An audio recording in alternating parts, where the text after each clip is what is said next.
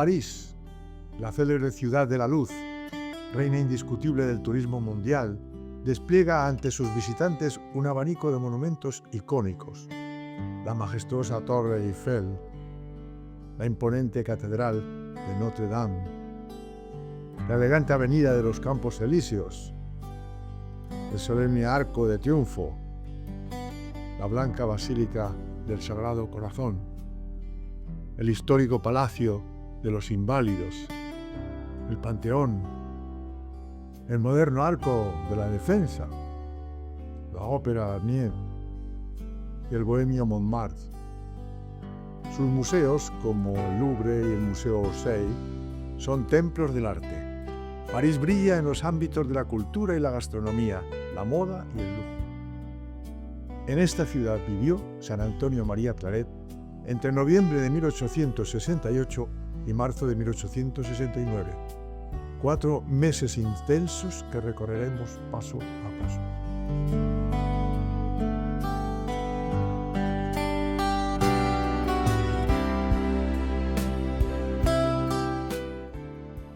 La reina Isabel y sus acompañantes, entre ellos el padre Claret, atravesaban los Pirineos el 30 de septiembre de 1868, camino de París. Huían de España, donde la reina había sido destronada debido a la Revolución, llamada Gloriosa. Antes de su llegada a París, la comitiva se había detenido 5 semanas en Pau. Allí la reina se hospedó en el castillo de Enrique IV, mientras que Claret y sus 2 acompañantes, Lorenzo Puig y José Saladich, se hospedaron en una casa cercana al castillo. Salieron de Pau el 6 de noviembre en tren, camino de París, deteniéndose en Burdeos y en Tours. El 6 de noviembre de 1868, a las 11:30 de la noche, el padre Claret llegaba en tren a París acompañando a la reina Isabel II en su exilio. La expectación era general. Del vagón real descendieron primero el príncipe y las infantas, seguidos por el padre Claret, el rey consorte y finalmente doña Isabel. A continuación, lo hacía el resto de la comitiva, 47 personas en total. Durante su estancia, el padre Claret se dedicó a la formación religiosa del príncipe y las infantas, preparando al futuro Alfonso XII para recibir su primera comunión. Su situación económica, sin embargo, era precaria. En una carta a Chiffré confesaba: Mi posición ha variado mucho en 3 cosas. Primero, el gobierno ha decretado que no se me dé nada de Cuba. Segundo, el que me había de pagar lo último que se me acreditaba, después de haber él cobrado todo mi dinero, se ha declarado en quiebra. Y tercero, la reina ya no me da ni me puede dar lo que antes me daba. En París, Claret no escapó a la persecución mediática. Los periódicos republicanos lo acusaban de haber robado joyas de El Escorial y una imagen de la Virgen. Afortunadamente, también tuvo defensores. Un periódico, L'Univers, traduciendo al inglés The Times, escribía: Monseñor Claret, aunque no tiene aptitud alguna para los negocios de este mundo, que ignora completamente, es indudablemente un eclesiástico, que vive de la manera más sencilla, practica la abnegación más rigurosa y da a los pobres cuanto tiene. El 30 de marzo de 1869, Claret partía hacia Roma, donde llegaría el 2 de abril. Su objetivo, alejarse de las intrigas políticas que se tejían en París sobre el retorno de la monarquía. Ya desde Roma, el 2 de octubre de 1868, escribía a don Palladio Currius: Yo he sufrido más de lo que acostumbro. Tengo muchas ganas de morir. Me parece que ya he cumplido mi misión. En París, en Roma he predicado la ley de Dios.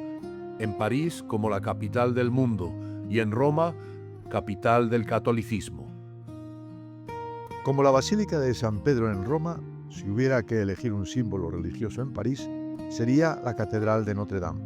pero no consta documentalmente que Claret acudiera allí a los servicios religiosos con la reina. El itinerario en París será el siguiente. Colegio de Saint-Joseph, Saint-Nicolas de Bouillon, el Hotel Rohan, Saint-Germain-l'Auxerrois, Notre-Dame de Victoire, Iglesia de Saint-Roch.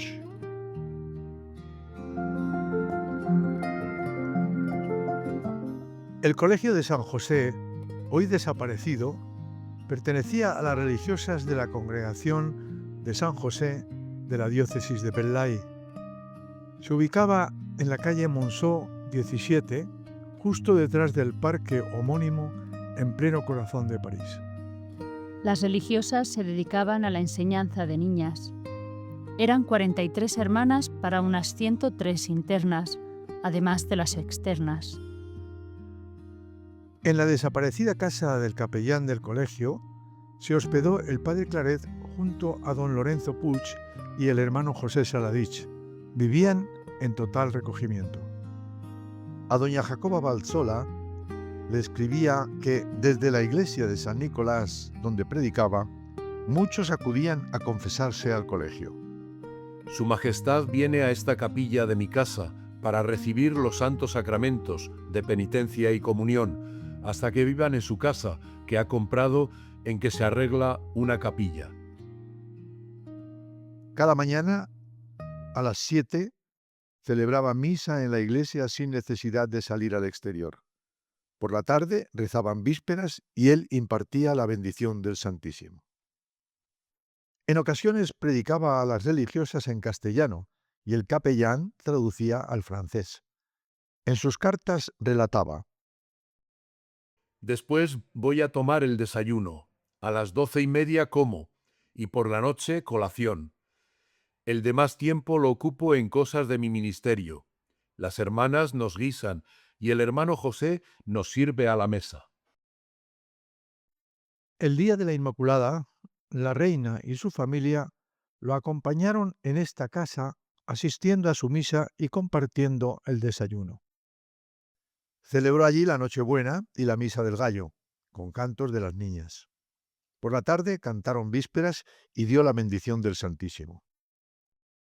Años después, una anciana religiosa recordaba al padre Munarriz. Al padre Claret debíamos el que no fuera robada vilmente nuestra iglesia, como lo fuera la casa, pues la vigilancia del siervo de Dios a horas bien altas de la noche, si ya no inspiración que de más alto recibiera, hizo que se sorprendiera a los sacrílegos despojadores en el instante mismo de proseguir en el templo lo que habían hecho en las dependencias del colegio. En 1881, el obispo de Ávila, don Pedro Sánchez Carrascosa, escribía al padre Clotet: Ayer tuve la inmensa dicha de visitar la humilde morada que ocupó por espacio de 6 meses nuestro venerable arzobispo Claret, en la casita de la calle Monceau número 21. ¿Cómo explicar la impresión que produjo en aquellas humildes religiosas que besan el pavimento que pisó nuestro Santo Padre y comentan sus palabras, acciones y virtudes en sentido de santidad? ¿Cómo decir usted las impresiones de nuestra alma al contemplar el altarcito de la capilla en que celebraba y su dormitorio presidido por su retrato y el de Santa Teresa, que lloré al verlos? No he tenido relato más agradable y conmovedor. Sabemos que esta etapa fue serena y feliz para Claret. En carta al señor Miura decía: Me hallo en esta grande villa con suma paz y tranquilidad. Tengo buena salud, gracias a Dios. Mucho mejor que en otros años pasados en Madrid. Durante su estancia se dedicó a leer y escribir pequeños libros. Don Lorenzo Puig relataba: Cuando el padre Claret partió para Roma, fue tanta la pena que experimentaron aquellas religiosas que la superiora llegó a enfermar. Al despedirse lloraban abundantemente, así las niñas como las religiosas. Desde el Colegio de San José podemos ir dando un breve paseo a la capilla de San Nicolás de Bollón.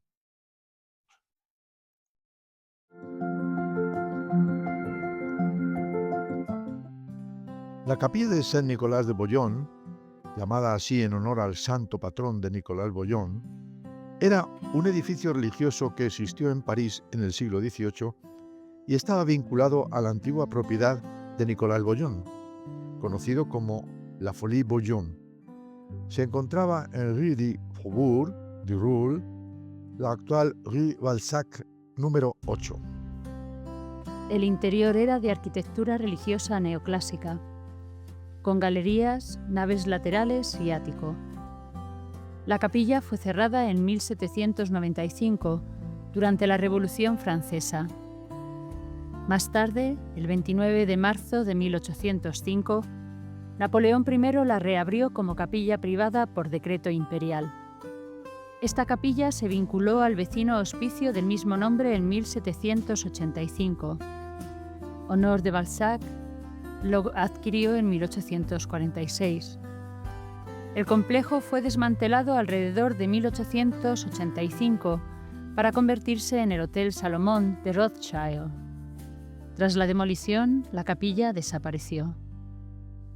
En el lugar de la capilla, Balzac hizo construir un pabellón, edificio circular cubierto por una cúpula, inspirada en la capilla de San Nicolás, que todavía puede verse.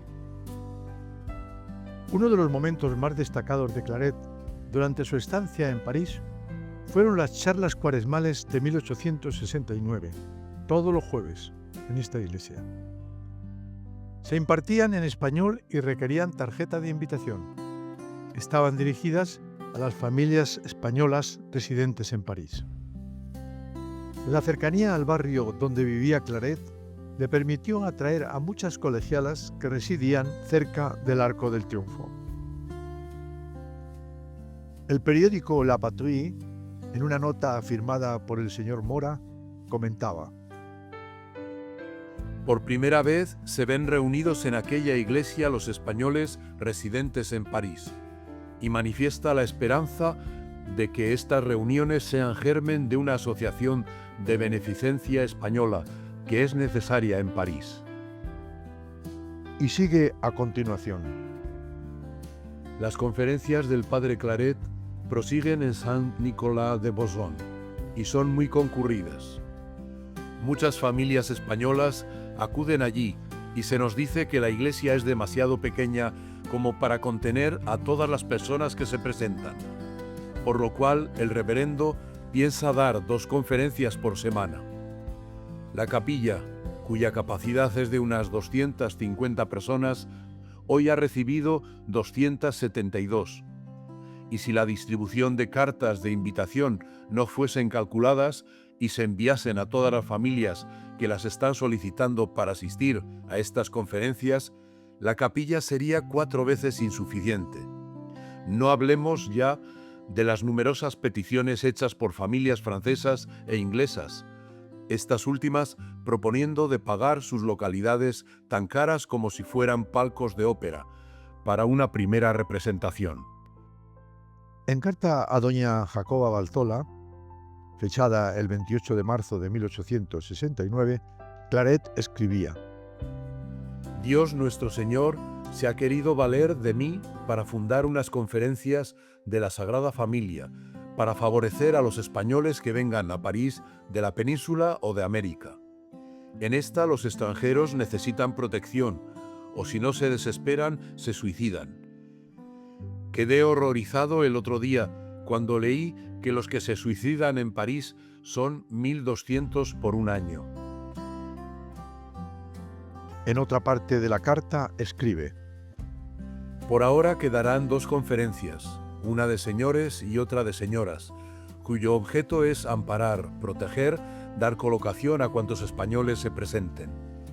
A todos les ha parecido muy bien. En la última conferencia espiritual o sermón que les hice, les expliqué el plan. Hicimos una colecta para pagar los gastos de la iglesia, San Nicolás, y lo que quedara, les dije, sería para empezar las conferencias. A pesar del éxito, la prensa liberal española no cesaba en sus ataques. El periódico El Cencerro, en su edición de 1869, satirizaba: ¿Qué blasfemias habrá pronunciado en la iglesia de San Nicolás de París el padre Claret? El cantor del Ay Mamá, cuando los franceses se han visto obligados a ponerle el pasaporte en la mano, rogándole que vaya a Roma a acabar de cantar tal coplita. Pío IX está, por lo tanto, de enhorabuena. Cuando se encuentre triste, llamará al reverendo trovador para que le entone una jácara o unas malagueñas. Desde ahora el Padre Santo no se podrá entristecer, pues para cantos alegres no hay otro Padre Claret. Y el diario Gil Blas, el 5 de febrero de 1869, ironizaba también: Según leo en un periódico, el Padre Claret predicó el jueves último en español en la iglesia de San Nicolás de Bosón.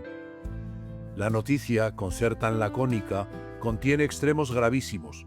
Pongo la frente sobre la palma de la mano y absorto empiezo a discurrir. ¿Dónde habrá aprendido el Padre Claret a predicar? ¿Dónde habrá aprendido el español? Dejemos estos desvaríos liberales y pasemos ahora a ver el Hotel Rohan.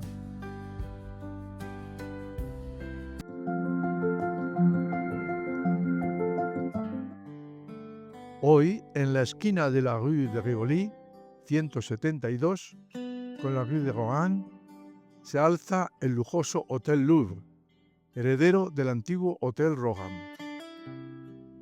Este elegante edificio de estilo Segundo Imperio, frente al Museo del Louvre, en la Plaza André Malraux, fue construido en 1855 por orden de Napoleón III, bajo la dirección del prefecto Haussmann.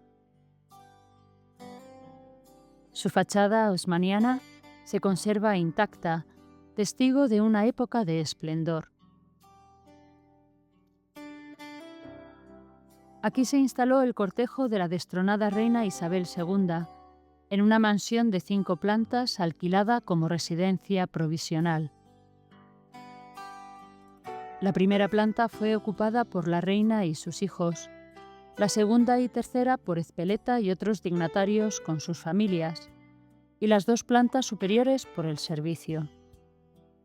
Permanecieron en este hotel hasta que se adquirió y acondicionó el Palacio Vasilevsky, rebautizado como de Castilla, en la actual avenida Clever, cerca de la Plaza de la Estrella. El Padre Claret acudía 3 veces por semana a esta residencia real. En sus cartas relataba: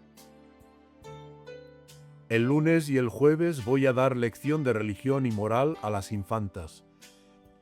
El príncipe va al colegio de San Estanislao, que es dirigido por sacerdotes. Es el mejor de París. Va a las 8 de la mañana y sale a las 4 de la tarde, y yo a las 5 voy a prepararle para la primera comunión, que hará este año por Pascua. Dada la distancia, le enviaban un coche al colegio de San José para facilitar sus desplazamientos.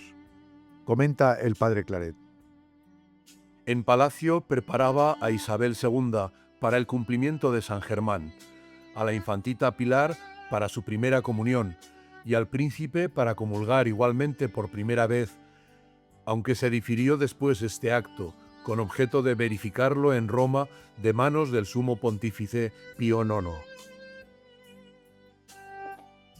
Desde allí nos acercamos a la iglesia de Saint-Germain-l'Auxerrois.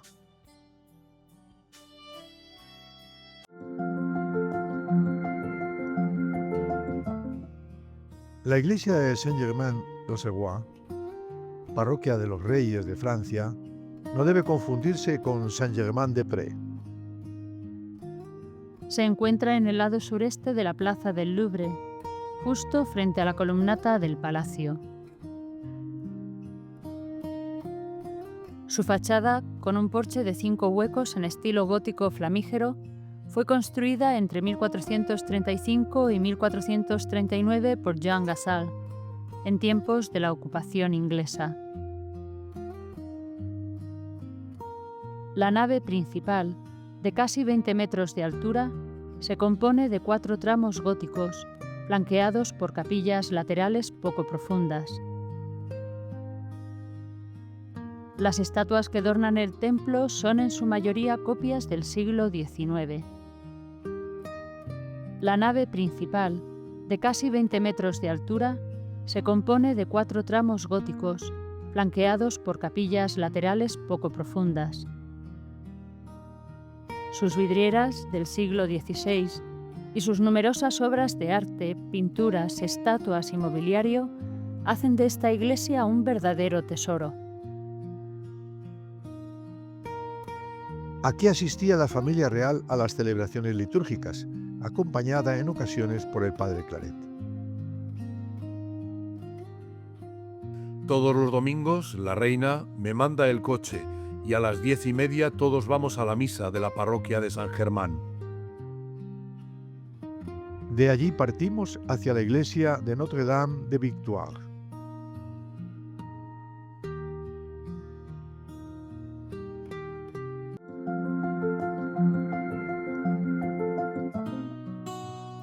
La Basílica de Nuestra Señora de las Victorias, ubicada en el número 6 de la calle Notre-Dame de Victoire, fue elevada al rango de Basílica Menor en 1927. Su historia comienza en 1629, cuando los padres agustinos de París, los Petit Pères, colocaron la primera piedra con el patrocinio de Luis XIII, dedicándola a la Virgen bajo la advocación de las Victorias. Sus muros están tapizados por más de 35.000 exvotos, testimonio de la fe y gratitud de generaciones. La basílica también alberga varias pinturas del artista francés Louis-Michel Van Loo. En esta iglesia venía Mozart a rezar el rosario cuando se encontraba en París. La familia de Teresa de Lisieux tenía una gran devoción a esta Virgen. La Archicofradía del Corazón de María para la conversión de los pecadores fue fundada en la iglesia de Nuestra Señora de las Victorias de París por don Charles de Junet el 12 de enero de 1837 y aprobada para toda la iglesia por Gregorio XVI en abril de 1838. Ya en 1844 se publicaba en Málaga un manual de instrucciones y oraciones, y en 1845 los Anales en Bilbao. Enseguida se difundió con éxito extraordinario, no solo en Francia, sino también en Italia, España y otros países. Don Antonio Palau, fundador de la Revista Católica, fue entusiasta.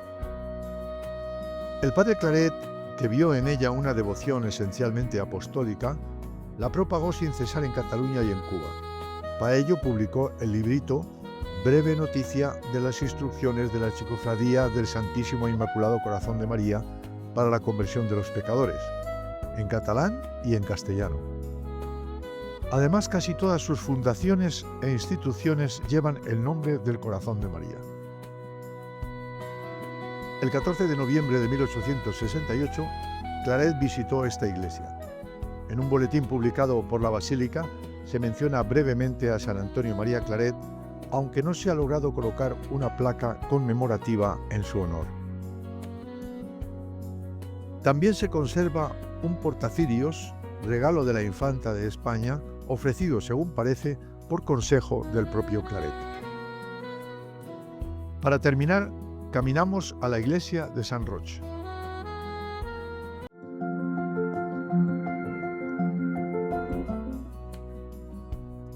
La iglesia de San Roch se encuentra en el número 284 de la Rue Saint-Honoré.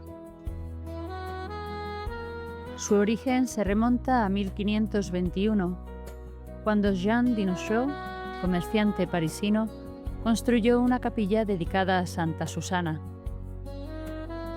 En 1577, su sobrino Esteban Dinochot la transformó en una iglesia mayor, consagrándola a San Roque.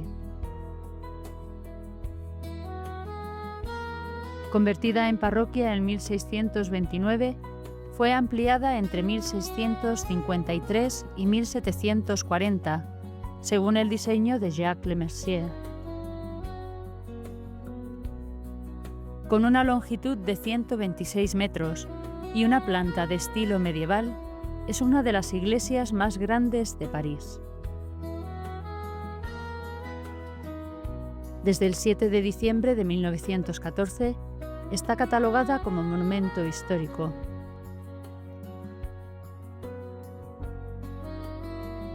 Posee un magnífico órgano. En esta iglesia se convirtió el escritor Alejandro Manzoni el 2 de abril de 1810 y está enterrado Cornell.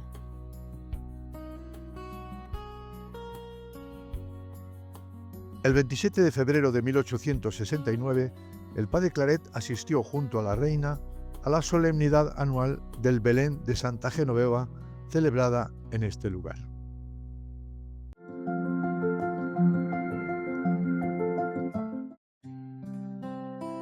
Con el paso del tiempo, la presencia claretiana en París se consolidó. En 1913, los misioneros claretianos asumieron la responsabilidad de la misión española en Rue de la Pomme 51 bis. Posteriormente, se fundaron dos comunidades más desaparecidas, en Saint-Mandé y en Saint-Denis. Es de interés la comunidad de Rue de la Pomme debido a la vinculación con la Casa Real descendiente de la reina Isabel II y que mantiene viva la presencia de Claret en París. En la iglesia podemos contemplar a Claret en varios espacios. En una capilla dedicada a él en la nave derecha. En un mural en el presbiterio con otros santos españoles. Y en una vidriera, en una de las naves, identificado como arzobispo. Y en el archivo de la comunidad nos encontramos con varios objetos. Un elegante pisapapeles, propiedad de Claret en su estancia en París.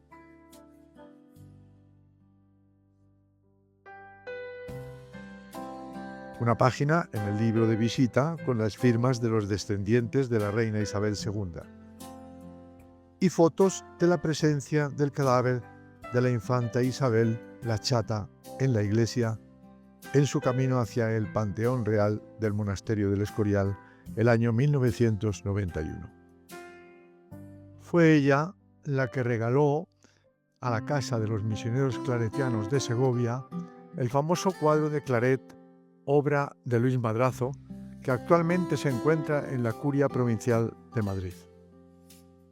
Esperamos que este recorrido por el París de Claret haya sido no solo un viaje por la historia, sino también una experiencia espiritual enriquecedora, acompañados por esa gran figura que fue San Antonio María Claret, el incansable misionero, en medio de una corte a la cual su corazón nunca perteneció.